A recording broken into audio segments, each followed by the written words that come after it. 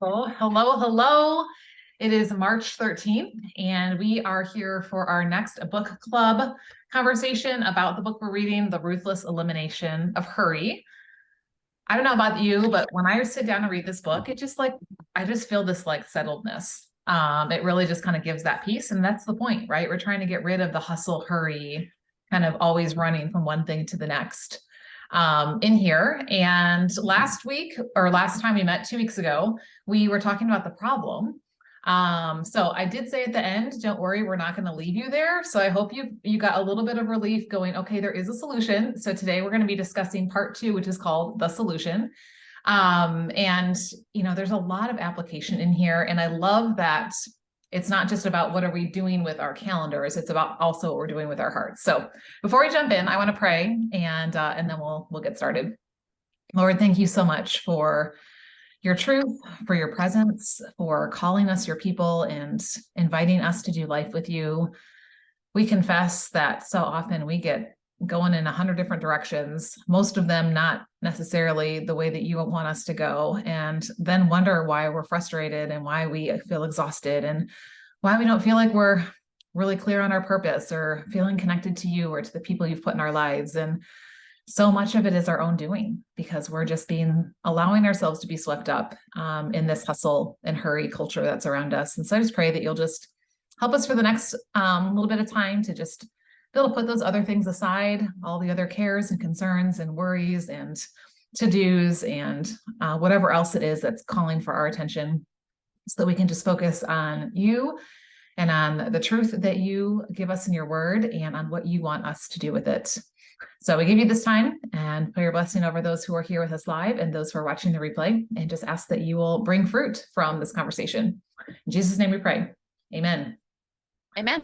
All right. So I thought it might be good to kind of start with looking back a little bit, because we focused so much on the problem last week. Sometimes that can make you just, cynical because all you're doing is seeing a problem. But I like to say you can't really fix something that you're not aware of.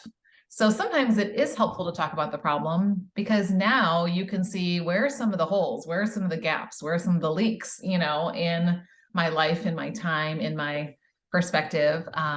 So that way we can start then moving into what we're going to talk about today. So I'm just curious, for those of you listening, you can answer this to yourself. We'll kind of talk about this here, but how has being aware of the problem of hurry made a difference for you over the past couple of weeks? Anything that you can think of that has maybe a specific moment, maybe kind of just in general, maybe nothing, and that's okay. So I guess because I'm here, I'll answer. So I would just say the awareness, right, is what basically changes it. So so once we're aware, I think we talked about that last time, but once we're aware that we actually are in the hustle, then we say, okay, Lord, reel me back. Yeah. And Holy Spirit to remind me when I can't see it or I haven't seen it. Because if you're addicted to just, hustle, hustle, hustle, going, you don't see it because that's just you and who you are. And it's part of, almost like it gets stuck in your cells. And so for us to change that, we have to do something different. And so if we can ask help and awareness that that I'm actually doing it again. And so yeah, I love that.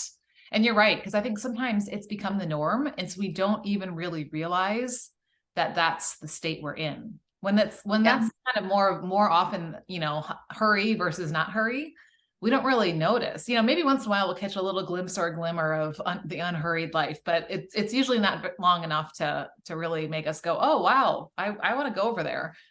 And it just seems like, we're in this Redeem Her Phone Time challenge going right now. And just the more and more we think about how connected we are with our phones and how much information and access people have to us and we have to other people and information and things that you didn't used to know back in the day, right? You didn't know what was happening, on the other side of the world in real time, or let alone, with your friend down the street or whatever. And so while there's value, you know, in some ways to being connected like that, there's also, I think it also just fuels that constantly being in the know, being known, and all of it going, forward like that. And, you know, it was interesting. We went on a trip, last week, and I wasn't like, I was like, oh, I don't even think I went on social media at all. Maybe I posted because there was a new podcast episode, but like back in the day, I would have been sitting in the back seat scrolling and commenting and all these different things. It was just like, I didn't even have that desire anymore. And, you know, and it wasn't something that was consuming my time, you know, while could have been doing something else, spending time with my family, enjoying what we were doing and the getting there. So I just noticed it, you know, I'm not pulled as much that way. And I can't say it never goes back there, or right. We all have different areas that kind of sometimes pull us in, and this is a progression, right? It's not about perfection. And your version of this is not going to look the same as mine, and it's not going to look the same as the person next to you, because we're all starting in different places, right? The Holy Spirit's convicting us about different things. But it's about us listening, like you said, being aware, and then starting to do something about it. So all right, well, let's jump in. I love the title of this first chapter. Hint, the solution isn't more time, because I think like as a time management coach, like if I ask somebody like, you know, if I could do one thing for you that would change your time, what would that be? And most people would probably say like, give me an extra hour in the day, right? Like, you know, even though we know that that's not possible, it feels like if I just had one more hour, then, you know, my time issues would go away. I would feel like I had more space in my time. And yet he says in here, like, really, what would most people do? And so he was even talking here about having 10 more hours in a day. So that's being really generous, right? And then he's like, what would I likely do with those 10 hours? The same thing most people would do, fill them, right? Fill them up with even more things. And then I would be even more tired and burned out and emotionally frayed and spiritually at risk than I am now, right? So I thought that was really interesting. Have you ever, I'm just curious, because you can't like get an extra hour. In fact, we just came off daylight savings time here in the US. I don't know if you guys do that in Canada. I don't know whose idea it was, but I don't like it. Not right. Yeah. And we lost an hour, right? But it's amazing how losing an hour really does affect things, you know, and like your body's off and just, you know, whatever for a few days. But so what do you think? Like if I could just like magically give you an hour, let's pretend I could, what do you think you'd do with that hour? If you just like plop, it dropped in your lap. So as long as I was intentional about what I'm doing with hours, because that's typically why people don't have enough time, is because they're not intentional and they're not prioritizing, right? So if I was intentional, probably it would be, well, it depends. If it's on the front end, if it's on the back end, probably usually the back end of the day, it's where I'm doing more work stuff related. If it's on the front end, then I'm doing more, like when I get up in the morning, it's more, you know, scripture based. So, so it depends. Is it the front end or is it the back? Yeah, right. Or the in between, which is interesting because that actually ties into what I've been doing in these strategy sessions that I've been doing with women, where we look at the different parts of our day, and that each part of your day has a different purpose, right? So like you said, for you, the morning is that time with the Lord. It's that filling you up for the day. You might do some exercise. You're probably going to have some healthy nutrition. You're going to have some self-care, you know, whatever those things are to get you ready. You're not doing that at like 2:00 in the afternoon, probably, because you already needed to be refilled so you could then pour out the way you were called to. And then in the evening, right, then again, that's one of those other places. Sometimes it's a time to get some more work done because the kids have gone to bed, and sometimes it's a time to like rest and reflect and fill yourself up. So I like that you're being intentional about that, because it does make a difference in knowing what time of day it is and what your priority is in that time of day, and not letting things take away from that during that time. Is really important. Okay, so here's the solution. So the solution is not more time. It's on page 62. And then I start this next sentence. The solution is to slow down and simplify our lives around what really matters. Like, how does it make you feel just when you hear that? To slow down. I'm like having to like slow myself down because I get excited, right? To slow down and simplify our lives around what really matters. Yeah. It like makes me like take a deep breath, you know, just go. And when I hear what really matters, what that says to me is not everything really matters, which means it's going to be okay to like let some things go. Yeah. Or That's it's knowing that God's in control and actually surrendering, and trusting that not everything has to be done, but the right people will come, the things that need to get done will, and just trust in the process and trust that he's taking care of the things that, because sometimes I think probably as we are hurrying, it's because we're not trusting, because we have to do it ourselves, really. Yep. When, you know what I mean? So we're actually not in a place of faith and surrender. We're actually in a place of, I have to do this myself, which is a very type of thing to do. Yeah. And I don't know where I read this, so forgive me, whoever I'm kind of loosely quoting. Not stealing their stuff, but I would give them credit if I could remember. But I was reading about sleep. And it's just so interesting that God made our bodies to not be able to be going and doing 24/7, right? That we have to, ideally, about 7 to 8 hours, we're getting sleep. For some people, it's less than that. For some people, it's more. But for that number of hours, we literally have to just let go and let God. And like we are not in control of anything when we are sleeping. And just that like tangible reminder every single day that God has given us that my body has limits and that the world is not going to fall off its axis because I went to sleep for the time that I needed, and God can take care of it.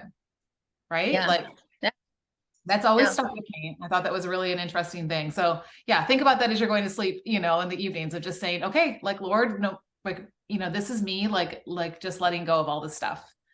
And giving that over, and and he kind of goes into then limitations next. And he talks about, we're made in his image, but we're also made of dust, right? We have a lot of potential. We have limitations.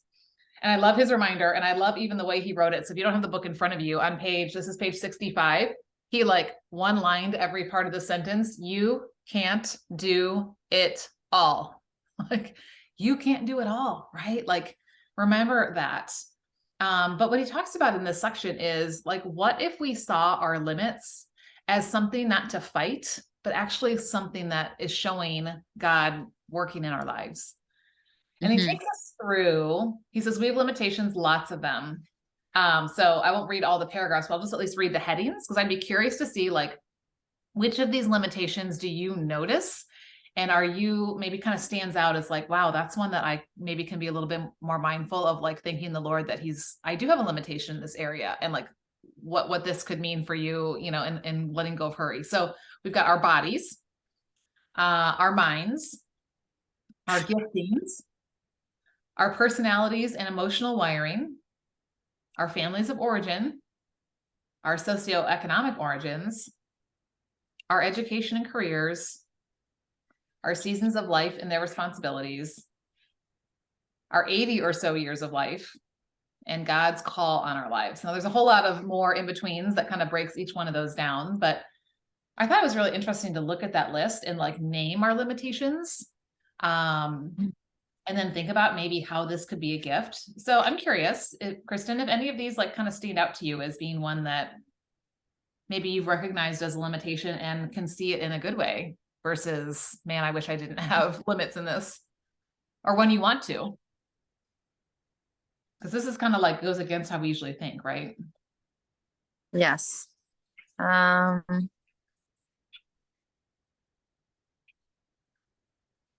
Good question. I'll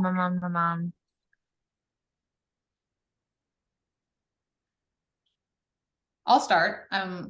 Like there are two that stand out to me. One is number 8, the seasons of life and their responsibilities. And I think the reason that I'm seeing that now is because I am in a new season of life. So my youngest went off to college in August.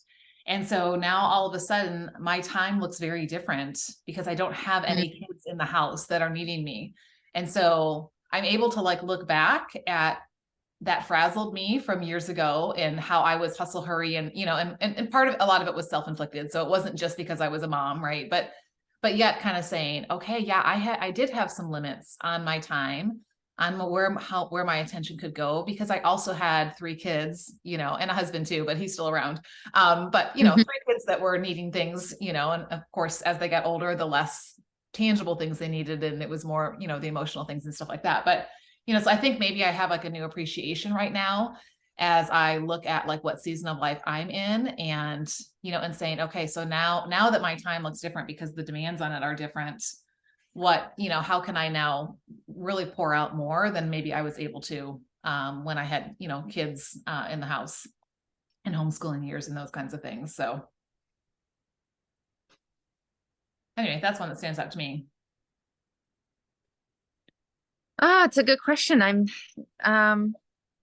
feel like I have to think longer on it. I don't know. Like, Hey, it's not I like, like just so you learn this about me. I like asking good questions. yeah. And I like when Yes. sometimes it's like you don't know the answer, and that's okay. But then I challenge you to like sit with it, right? Yeah. Like, so to come back to this list and say, okay, like which of these, Lord, do you want me to see as a gift from you?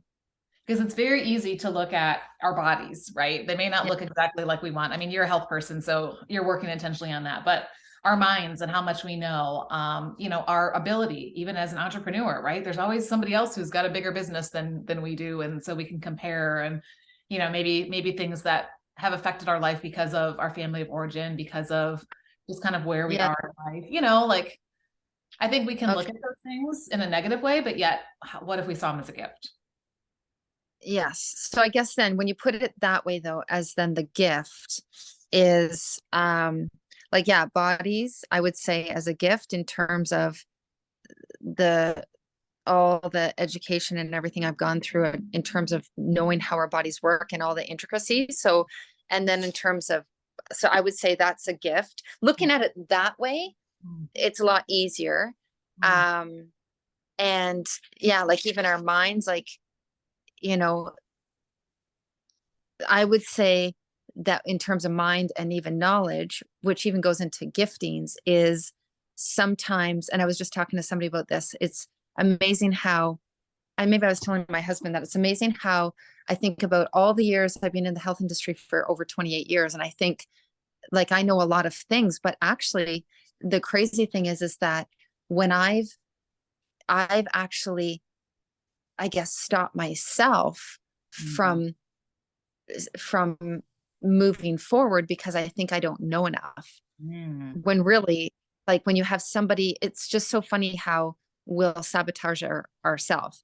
So it's like, yeah, I know a lot, but then when I have to sell myself and sell something I've created, it's like, oh no, I don't know enough. Like, it's so crazy. So, but then when I think about it, like even with the giftings, it's like, I can help a lot of people with what you all know. that I know. Because you Yeah. know more So than they do, right? That's yeah. the key, right? Do you know more than they do, and can you help them start getting closer to where you are? And just trusting that he's sending the right people, And that's right? what I was Not every, yeah.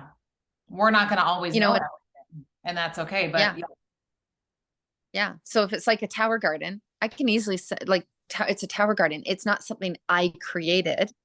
I believe in my conviction, and I can, and so it's easy. It's not about me, but when it's something I've created, then it's so funny how now all of a sudden it's shifted, and that maybe the comparison shows up, or maybe I'm not good enough, or all of that starts showing up. So it's interesting when it's a product yeah. versus mine, Yeah. totally different. Yeah. Think about it, like your perspective has changed. Now it's on ourselves. I'm not pointing the finger at you. I'm just using your example, right? Now you're looking at yourself versus looking at the people you can help, and I have a solution for you, right? And I think that's a lot of times, right? We're prone to be inward focused. Yeah.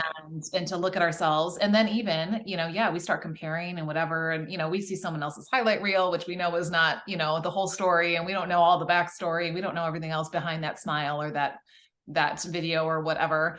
Yeah.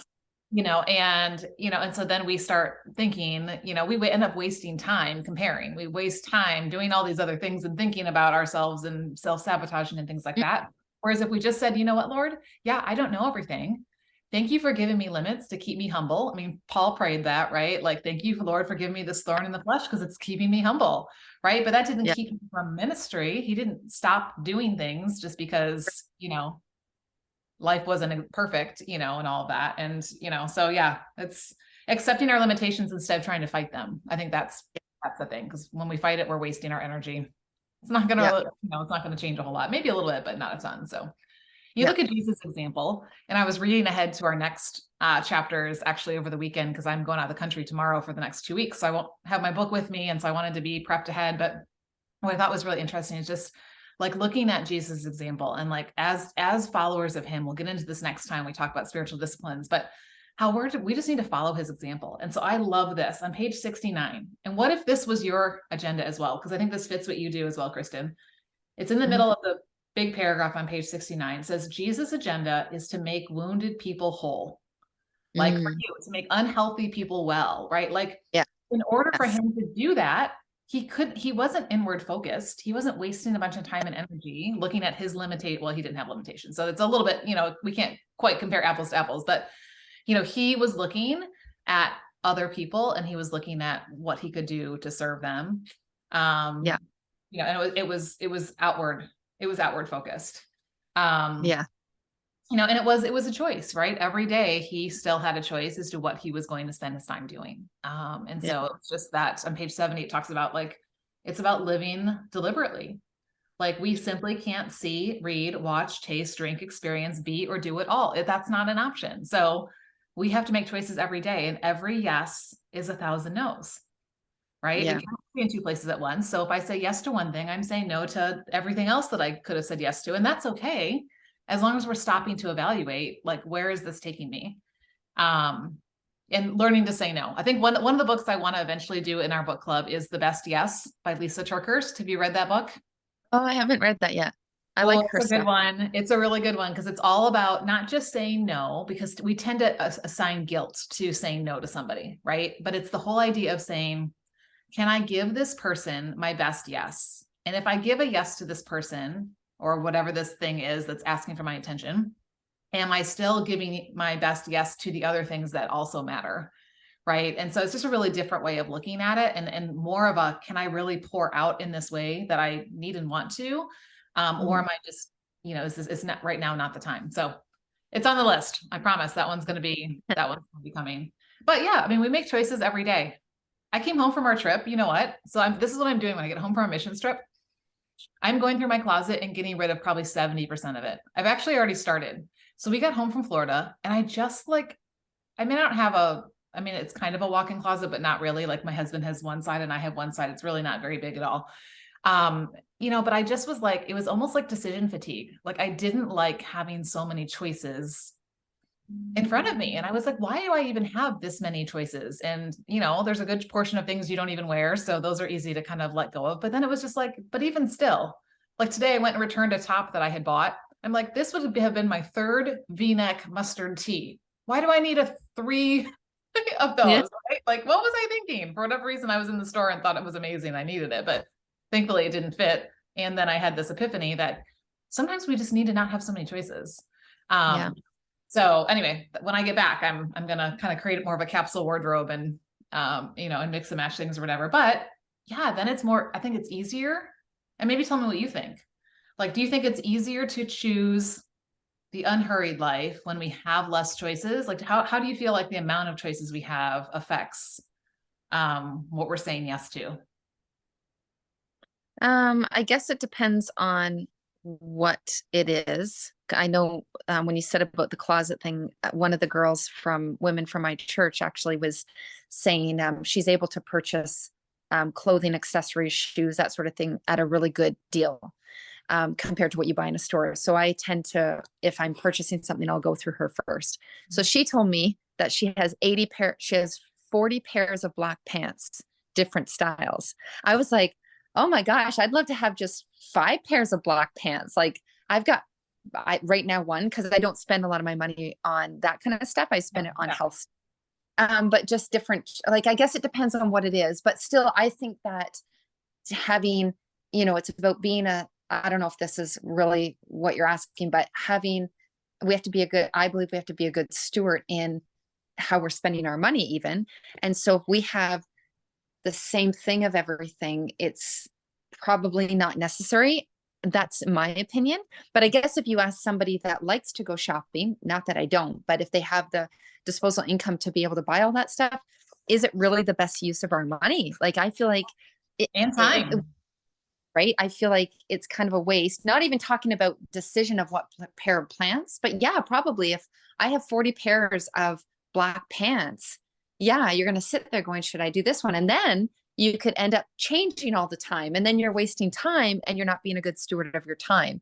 So yeah, it's probably, yeah, I guess the answer is yes to the, Yeah. to the, Yeah, it's just an interesting thing to think about. Like, I feel like, and he says this on page 71, I kind of alluded to this earlier. He says, most of us waste copious amounts of time, myself included, raising our hands here too, right? For all yeah. the talk about hurry and overload, most of it is self-inflicted. Mm-hmm. Because, Totally. whether it's the 40 pairs of black pants or whether it's the, whatever, how many things in our kitchen cabinet or whatever, right? Everything that we bring into our home, I'm actually doing a workshop on this for the women from our church in a couple weeks. Everything that we bring into our home and into our life, it's not just the price tag that is the cost, right? There is a cost in the time to either go online or go to the store and get it. There's a cost to finding a place to put it. There's a cost to maintaining it, dusting it, keeping it clean, whatever. There's a cost to replacing or repairing it. There's a, and even if you don't even touch it and it literally just sits on the shelf, like it still is something that like snags pieces of our attention. So I just found that really interesting that most of it is self-inflicted. And then now he starts going into some statistics. So the first one I couldn't really resonate with because I'm not a video game player, but I thought it was really interesting that, okay, by the age of 21, the average guy spends 10,000 hours playing video games. Have you heard, do you know what the 10,000 hour rule? Do you know what that is equated to? I know that you become a master after 10 hours. I'm an expert in something. Right. And so, yeah, and maybe it's not video games for you. It's not, but what is it that over the years I've invested 10,000 hours in? Shopping, scrolling. I mean, there's so many different things that it could be, and saying, is that really what I want to be an expert in and what I want to be invested in? I mean, look at the stats on 72. So we talked last time about the number of times we touch our phones, right? But now we're talking about how much time is spent on some things on our phone. So the average American spends 705 hours on social media a year. Like, that's a lot. The average, American, I don't know how Canadian, culture compares to American, but I think we're pretty similar in these things. TV, 2,735.5 hours. Like, that's crazy. And then I just underline this at the bottom of 72. We are too addicted, too weak, and too distracted to do what we know is important. Yeah. What else could we give thousands of hours of our year to? Wow. It's kind of like the thing, watching TV. Like I don't, years ago when I learned about the self-development world, we pretty much gave up TV. I mean, I can't sit and watch TV anyways, but, and I thought, it's better to just spend time instead of sitting there watching TV, for long periods, is actually doing something that's going to help you grow or move forward. Right. Yeah. So if we save time to read the word, for example, but then we're sitting there scrolling hours a day on social media, we really do have time. We're just choosing to not do that.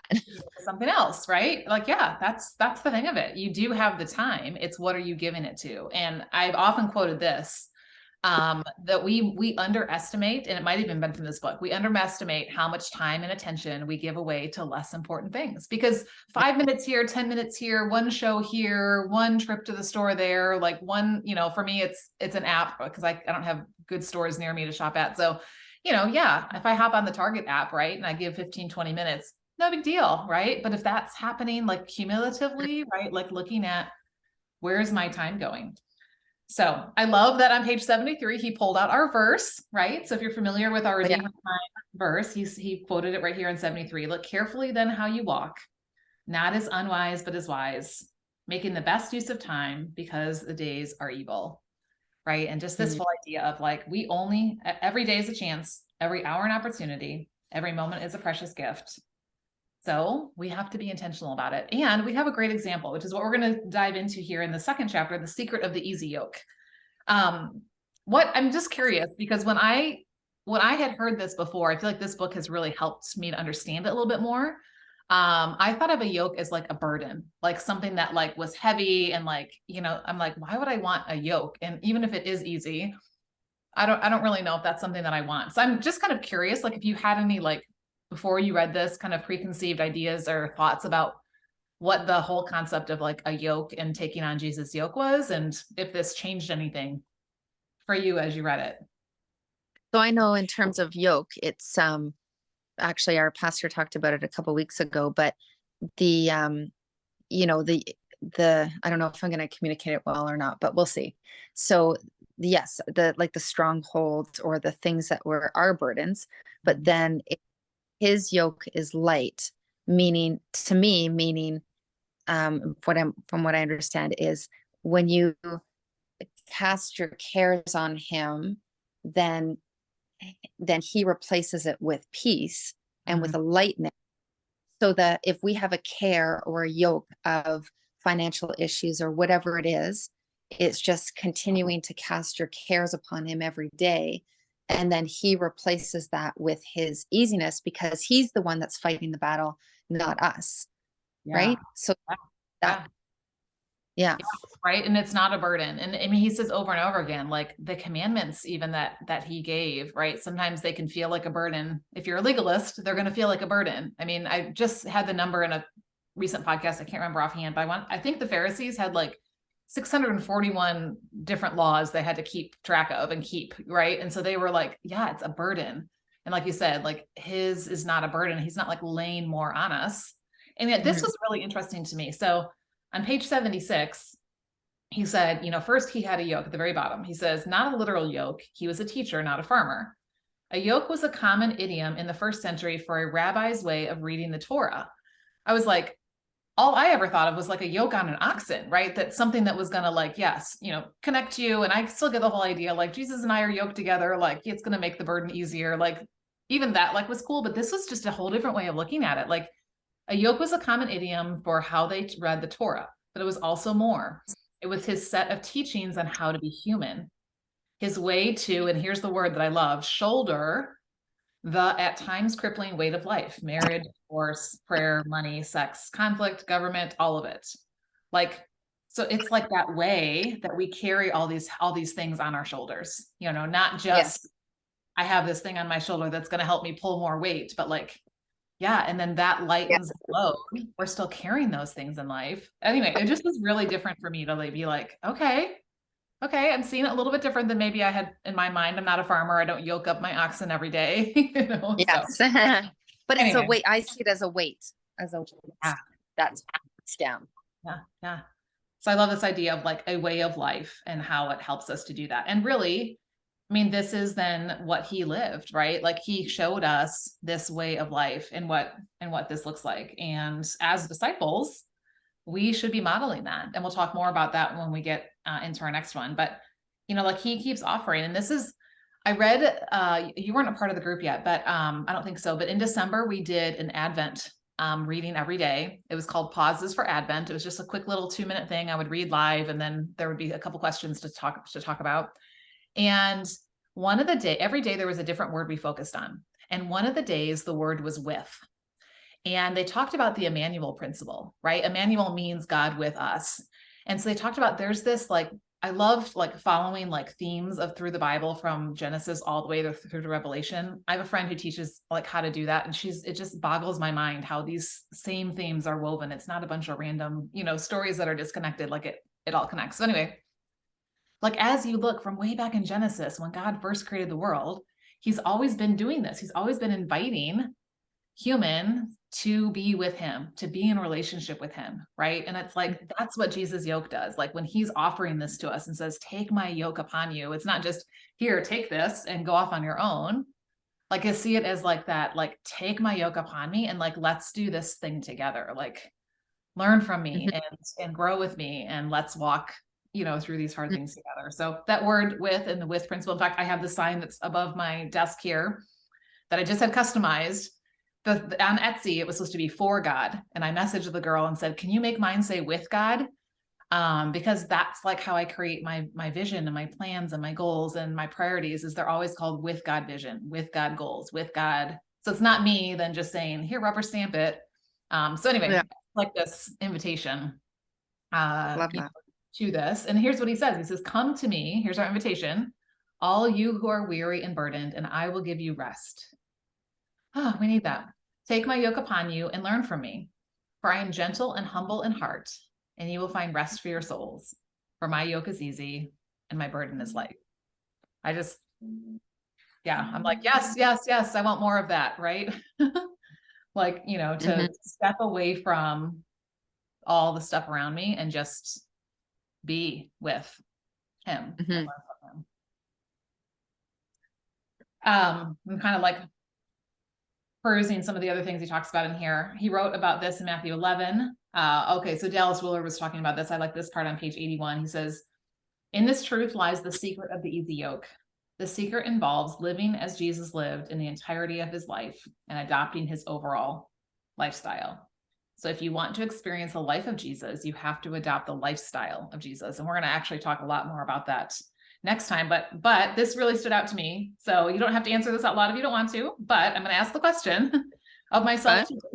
Bottom of page 83 says, the reality is I want that life, right? I want the life Jesus had. Well, I want the peaceful life he had. He had a lot of hard things, right? So I'm not wanting to take all of that on, but I'm not willing to adopt the lifestyle behind it. I don't know about you, but when I read that, that was like a really convicting thing. I want the life, or I say I want the life, but like, are we really willing to like take on the lifestyle and make it about that? Yeah. I think I think most people, when we really think about what it takes to do anything worthwhile, whatever it is, grow business, health, you know, be closer to, you know, the Lord, I think that most people aren't willing to do what they need to do because we have to do something different. Yeah. Right. It's going to be a change. And oftentimes there's going to be, well, this was a perfect way of saying 84, because in the way of Jesus, death is always followed by resurrection, but that death has to come first, right? The dying to ourselves, right? The dying to sin, the dying to the culture around us, the dying to our expectations and to our obligations and to our tendencies and our limitations. And like, we have to be willing to like lay those things down and let them die so that he can create that newness in us. And walking in love when it's hard. Wow. But we think for some reason that it's easier to just keep going with all that stuff, you know, like it's really, you know, it's like we don't really understand that we're making it harder on ourselves when we keep holding on to those things. But I'm so glad that he is me. And that it's his work in me, not me earning this, because we'd be in a world of hurt if that was the case. Yeah. Yeah. And this is what I thought was interesting. Bottom of 84, it said, Jesus as the truth gets far more attention than Jesus as the way. True. No? Yeah, that's like, true. We'll often quote the things Jesus said. Here's the truth Jesus said. Here's the story Jesus told. Here's the, you know, way that he told the, you know, greatest commandment or whatever. But like, are we really like the entirety of his life and what it was like?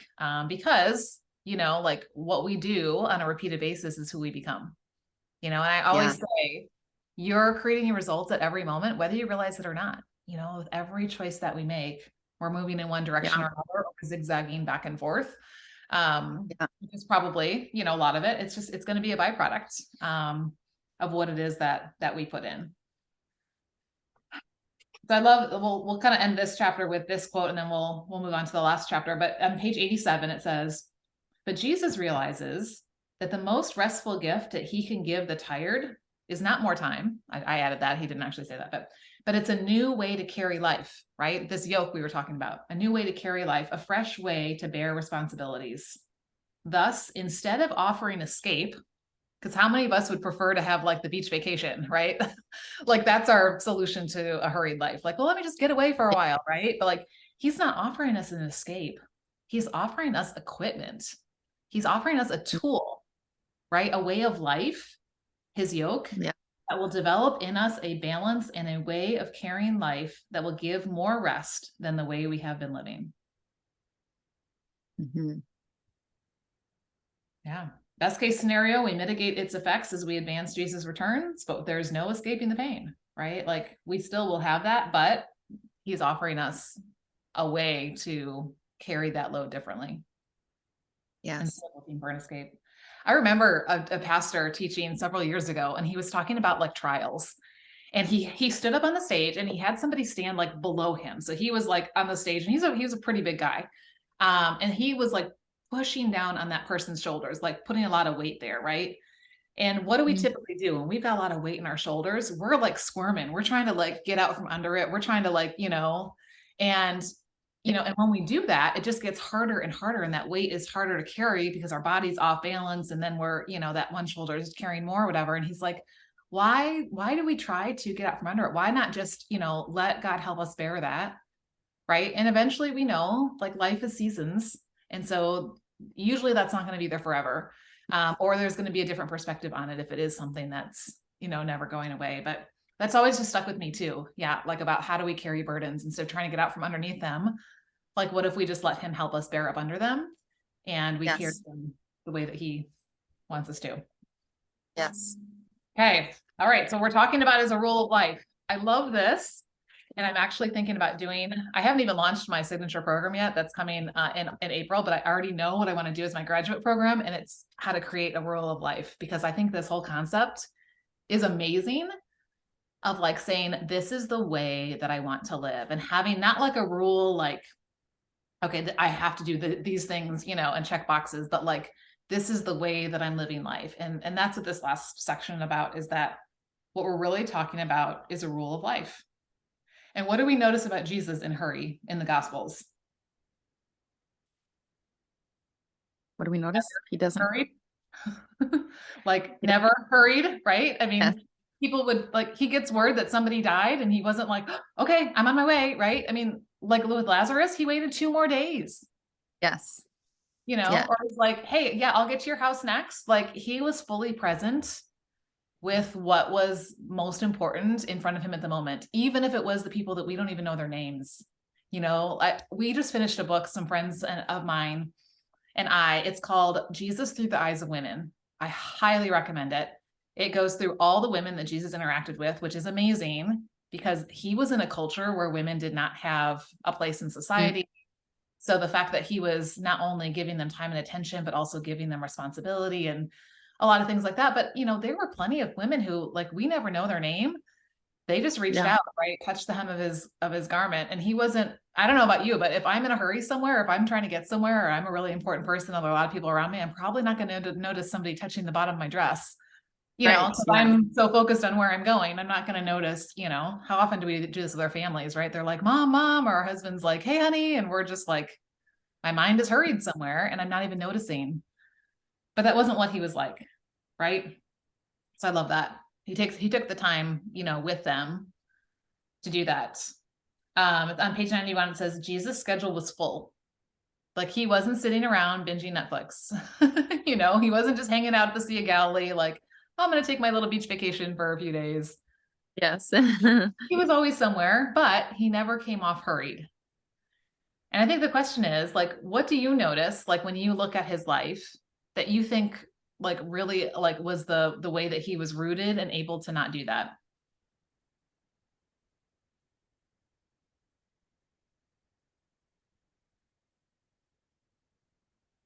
You're asking me a question? Sorry, what was I'm asking out loud. Yeah. So if you have an answer, like, what was it that allowed him to be rooted so that he wasn't tossed back and forth? Because sometimes I feel like we're like that.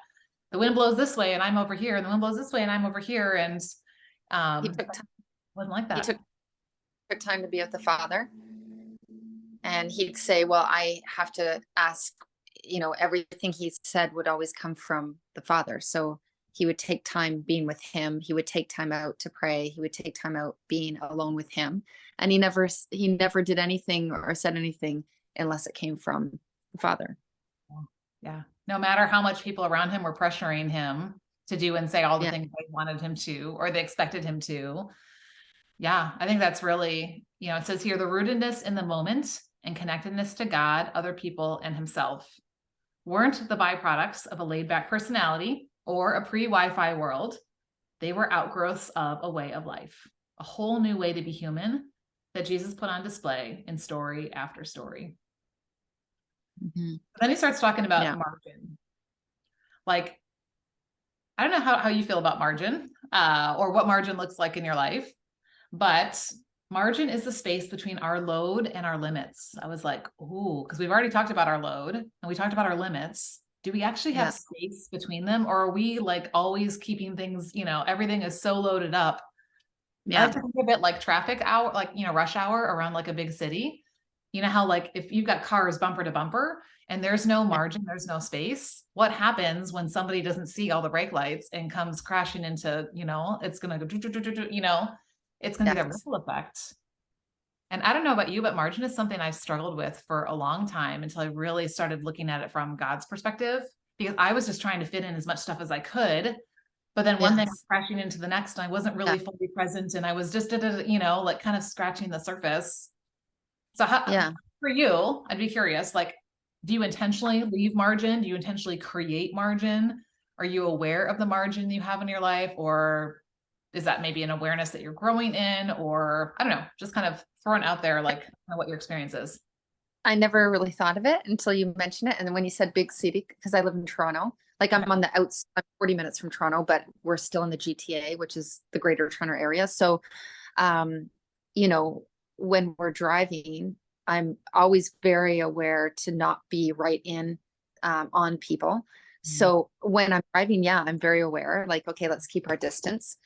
But then when it comes to, actually, I would say just in terms of COVID and everything that's kind of ended in my life, what I'm living now is very different. So I don't feel like my kids are older, so we're not driving them to all the activities, so it's very different. But I still am not really aware, because I feel like I sort of have more time, but then the days ended. And anyway, so I never thought of it before. And, but my life is different now. So I'm not really sure how to answer the question, because I never thought of margin. Like I never thought much in my day, because I have so much more time than I did before. So I don't know. Yeah. And in whatever season of life, right? Like intentionally leaving some white space, like I have a tendency to like back all my stuff up back to back to back to back. And today is kind of like that because we're leaving the country tomorrow. So it's like my last hurrah to get a bunch of stuff done. But but then that's not healthy. I'm not getting mental breaks in between. I'm not fully showing up for the next person. I'm not getting something to eat. I'm not, like drinking like I should. And then if one thing, then heaven forbid, like I got a phone call this morning from someone from my church who wanted to check in on my brother and hear how he's doing and asking about our mission trip and stuff like that. Like if I don't have margin built in, then I get that phone call or I see that number pop up on my phone. I'm like, oh my gosh, I can't answer this. Right. But like, I want to be able to be interrupted and be okay with it. I think that's when I can tell I'm lacking margin, is when I start getting resentful or like keeping people like at arm's distance to protect my plan. And that's probably because I don't have enough margin in there to like allow for, some flex and wiggle and maybe some God interruptions that need to pop in. So yeah, that's good. Yeah. So again, this is always a process, right? We're always working on this and what this is like. So, okay, here's a great question on page 93. The central question of our apprenticeship to Jesus is pretty straightforward. How would Jesus live if he were me? And then he goes into like, I get it. Like Jesus was never a dad. He was never a mom. Obviously he was never, running an online business. He was never, volunteering for kids club at church, like these different things that we put on our list. But he, he would have had a heart towards how he would respond in our life that was tied to him abiding in the word, abiding with his Father, and his awareness of the people and things around you. So again, this is going to be a deep question, so don't feel like you have to answer it like right now. Maybe this is a come back to thing, but when you think about your life, I don't know, do you remember, I can't remember when it was. I feel like I was still in high school. Remember the What Would Jesus Do book? And that WWJD, and you had the bracelet that reminded you of it. Like, and I think there was a good thing to that. It made us stop and actually ask questions like, yeah, what would Jesus do in this moment? And Yeah, maybe we need those bracelets back again. I think so. But is there like, can you think of like either a situation or a relationship or just kind of something that you know, is a regular part of your life, maybe not daily, but could be, that you could say, you know what, I think if Jesus were in my spot, this is what he would do. Yeah, so I would say more lately, I would say that and I say the same to my kids, like in their situations, actually, I would say, well, what do you think God would want you to do? Mm, You know, and to bring it back to, you know, there's, yeah, like we have to go and ask, what does Holy Spirit want you to do? So you need to ask him. So mm, yeah, I would say definitely it's something that, yeah, I would always, because again, it's being obedient and living what he wants us to live out every single day. So asking that question mm. is us being obedient to what is it that you want me to do? Because it might be different than I would think, because we tend to fall towards the more carnal nature, right? So yeah, so I would say, I mean, it's not like every single second, but if there's a, you know, a bigger, I don't have an example, but something bigger, then yeah, I'll usually go to that. I love that.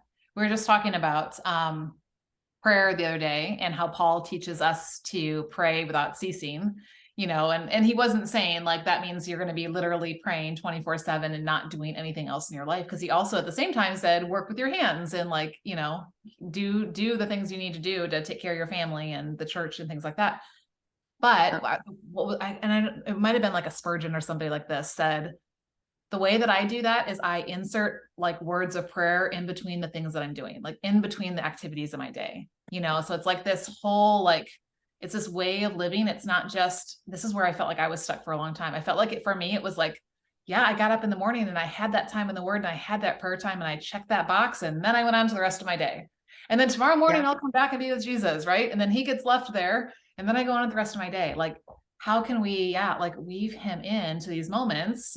And that's why I think margin is really important. And then like saying like, what does he want from my heart right now? Right? Like, it's not just a matter of, do I choose this or this, but what does he want from my heart? And really, and then making the decision from there.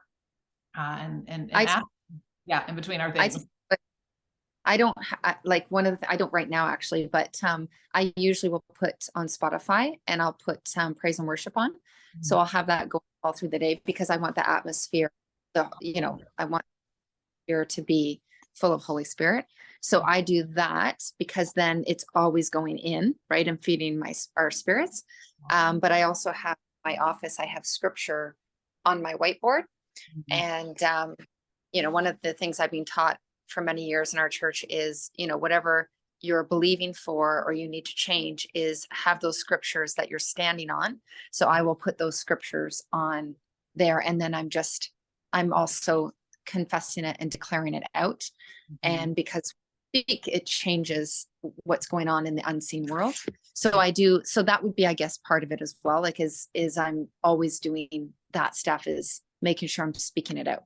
So thank you. Keep bringing it back to mind, right? Like Yeah. we need those constant reminders. Sometimes Yeah. like you like watch the Israelites and you're like, he just told you this. Why do you need him to tell you again? And you're Yeah. like, yeah, Yeah. like that's me, right? And probably even less because we read last time that our attention span is like shorter than a goldfish, right? Like 6 seconds or something like that. So yeah, we need Crazy. those things to kind of keep bringing us back there and to remember that. Yeah, I love that. I'm going to save the part about the rule of life for our next time because it's going to tie into what we're talking about. But I want to end today with, let me just find out where this is real fast. Something that kind of you alluded to earlier. Okay, it's on page 95, and I've starred this a couple different places. Let's see. Okay. Following Jesus, this whole idea that some people say, I don't have time, right? I don't have time to do all this stuff, you know, and we already talked about like, you know, we do have time. It's just where are we putting it? So then at bottom of 95 says, following Jesus has to make it onto your schedule and into your practices, or it will simply never happen. Apprenticeship to Jesus will remain an idea, not a reality in your life. But here's the rub. Most of us are too busy to follow Jesus. Mm-hmm. like, that sounds great. I just don't have time. I'm in grad school. I work a demanding job. I have little kids. I'm training for a marathon. I'm not an introvert, da, da, da, right? Like, Hmm. really? They're all excuses, you know? Hmm. So the next time we say, I don't have time for this, I don't have time, even whether it's like direct to like, time in the word and prayer and things like that, or even if it's just something else, like stopping and asking some of the questions that he posed on page 96, like, are you really like, you're really like that? That's what's going to keep you from it. Like, how much time do you spend watching TV, right? How much time do you spend in front of a screen? How much time do you spend online or on social media, shopping, right? Like, if we actually kept a log for a week, which I have my clients do when we do their strategy session, like, it's really enlightening to see how much of our time is going to different things and we don't always notice it, right? I like to say we do have all the time we need to do what God has called us to do. It's just a Yeah, matter of we do. knowing what matters, right? And Yeah. the very last question on page 98, which is at the end of the section, says, so are you ready to arrange or rearrange your days so that Jesus' life becomes your new normal? Like it, yeah, like that's, if we say we want this, but are we really Yeah. willing to Yeah. move things around, to let go of some things, to do things different, like you said, right? To have Yeah. a habit interrupt, in order to really let it become our norm. I think what happens is people, I have a friend who I led to the Lord, and she goes to church when, like, to the church that I invited her to once she got saved, and she loves it there, and oh my gosh, like all the good things. But then so life happens, and then she's like, well, I gotta, Sundays I have to do, she does charcuterie stuff. Oh, I got boxes and stuff I've got to do, and then my son's in scouts and da da da, and I'm like, and I've had the conversation of, you're making those other things a priority. But then, and I can speak to her very openly about this, and because she then, but then it's like, but then you, but now you're having issues again with your son. Like, there's constant issues with your son. And I said, you've told me that when you come to church, it's like it goes away, right? Because the word is going in and all, and he's a different kid. But then it gets better, and then you don't come. And then you come back again. When I said, do you see the pattern that's happening? I said, God is calling you to, it's now time to grow. You know how it talks about, we we're like babies initially, like baby Christians, where we're fed milk, and then we are fed, more solids. And I said, now, like, anyway, so she sees that, but again, she's still not there. Mm. So yeah, it's just deciding that this is what I'm going to do, and God will work out everything else, the money and all the things. He'll work it out if you just decide, because you're showing him that you are putting him first. You're making the kingdom first, and just like the scripture says, everything else will be added to you. So yeah, if you look at what those things are, it's our food, our clothing, and our shelter. I think those are the three things that he had just been yeah. talking about, right? Which, especially back in their culture, it's not like now where I just want something. It's not because I really need it. I can just hop on Amazon and it's at my doorstep in 2 days, like, yeah. Yeah. So for them to lay those things down and to really trust that God was going to provide was a really big sacrifice. Yeah. Yeah, that's exactly, I think you're right on exactly what we need to do. So, well, good things in here. Thanks for being so engaged in our conversation today. And, to those of you guys who are watching the replay that I know would love to be here live if you could, but you just can't today, like, let these truths sink down in.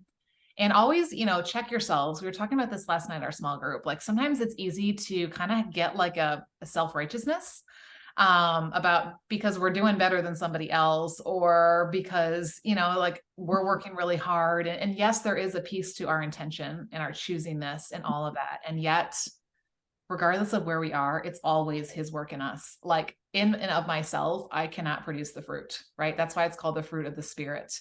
In and of myself, I cannot follow Jesus. I just can't, like, right? Like, it's just because we have a sinful nature. And yet, right, it's that coupling together of my willingness, but then giving it into his hands, like you were talking about, and say, okay, like, I need you to lead me in this. I need you to show me, what this looks like. And then staying there. Right. And one of the quotes you shared yesterday was something about, like, we're not strong enough to get out of God's hand. Like, and like, yeah, like if that really is how it is, like, yeah, I'm not strong enough to like wrestle myself out of there. Right. So instead, I just want to like keep abiding and keep leaning in and keep just asking and following his example. And yeah, and just knowing that it will never look perfect this side of heaven, but when we're sanctified at the very, end, when Jesus comes, that is when we will fully, be like him. And that's the work that he's doing in us. So we're somewhere on this journey, right? Whether you're just getting started, whether you're somewhere in the messy middle, whether you feel like you've been, really growing in your faith walk, it's still always this process of becoming more and more like him, and admitting that, that we fail all the time. So good. Well, I'm excited to get into our next one. I love the whole idea of the rule of life, like I was talking about, and this idea of the trellis. So we'll talk about that next time. I have a book I'm going to try and sneak in my luggage that I've been wanting to read that's about all of this. So that'll give us some good things to think about. So next time we're going to meet on the 27th. So it's 2 weeks from today. And it is going to be a much shorter reading amount of time. So just kind of how it worked. It's the intermission.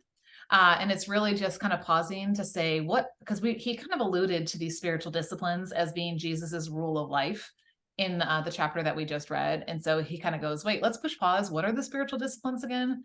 And then the last part of the book is going to be these 4 spiritual disciplines that we want to incorporate into our lives. So it's really important, I think, to understand like what are these exactly, and why, what purpose does this serve, and that kind of thing. So it's a shorter reading time, but really deep. So yeah, it'll be fun to be back here on the 27th, and see what God wants to say to us. So yeah. Awesome. All right. Yeah. Well, feel free to, I'm going to post the replay in our group. So if you're watching this there, like down below, like I would love for you just to, even if you just were here and just say, hey, I listened, right? Like it's great to know.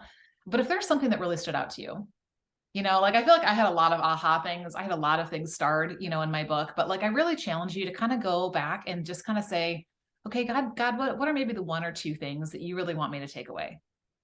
And then just put them somewhere where you're going to see them on a regular basis. You're going to think on them. You're going to really just kind of like ruminate a little bit, meditate on it, whatever that is, to really just kind of let it get into you, into your heart, into your mind, into your spirit, so that it comes out in your actions. And that's how we grow. So, all right. Awesome. Well, thanks so much for being here. We'll talk to you soon.